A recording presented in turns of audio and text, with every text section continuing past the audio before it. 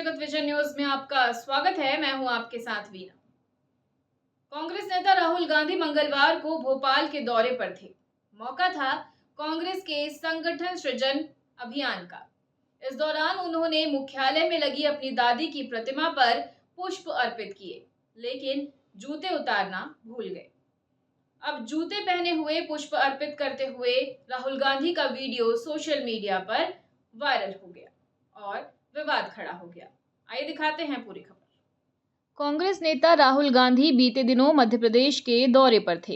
राजा भोज airport पर कांग्रेसी नेताओं ने उनका गर्मजोशी के साथ स्वागत किया, जिसके बाद वे सीधे कांग्रेस कार्यालय पहुंचे, जहां उन्होंने पूर्व प्रधानमंत्री और अपनी दादी इंदिरा गांधी को पुष्पांजलि अर्पित की।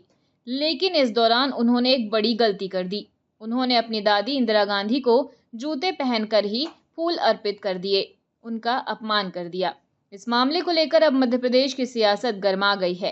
एक तरफ जहां मध्य प्रदेश सरकार के मंत्री विश्वास सारंग ने इस वीडियो पर तीखी प्रतिक्रिया देते हुए कहा कि राहुल गांधी ने भारतीय परंपराओं का अपमान किया है। उन्हें हिंदुस्तान की संस्कृति नहीं मालूम, हमारी पुरातन परंपरा नहीं मालूम। जब आज उन्होंने अपनी दादी इंदिरा जी की फोटो पर पुष्प अर्पित किए तो उन्होंने जूते नहीं उतारे।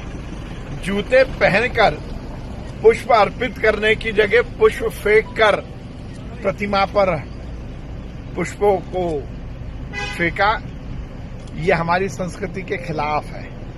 मैंने ट्वीट किया है उसका वीडियो, जिसमें अलग दिख रहा है कि राहुल गांधी ने जूते नहीं उतारे।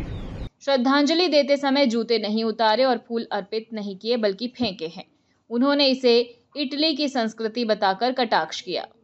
तो वहीं मुख्यमंत्री डॉक्टर मोहन यादव ने भी इस पर नाराजगी जताते हुए कहा कि नेता प्रतिपक्ष ने अपनी ही दादी को श्रद्धांजलि देते समय संस्कारों को ताक पर रख दिया। हमारे राज्य के अंदर नेता प्रतिपक्ष आना चाहिए, कोई बात नहीं, लोकतंत्र सबको आने का अधिकार है, वो होना चाहिए।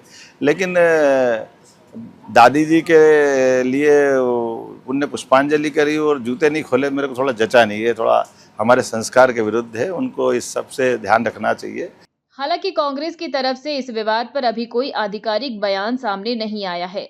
राहुल गांधी ने भोपाल दौरे के दौरान प्रदेश कांग्रेस जिला अध्यक्षों और एआईसीसी प्रतिनिधियों के साथ बैठक की और संगठन को बड़ी लड़ाई के लिए तैयार रहने का संदेश दिया। और फिलहाल खबरों में इतना ही। अपडेटेड रहने के लिए हमारे चैनल को सब्सक्राइब कर लीजिए। नई खबरों के नोटिफिकेशन के लिए बेल आइकन जरूर दबाइए। नमस्कार।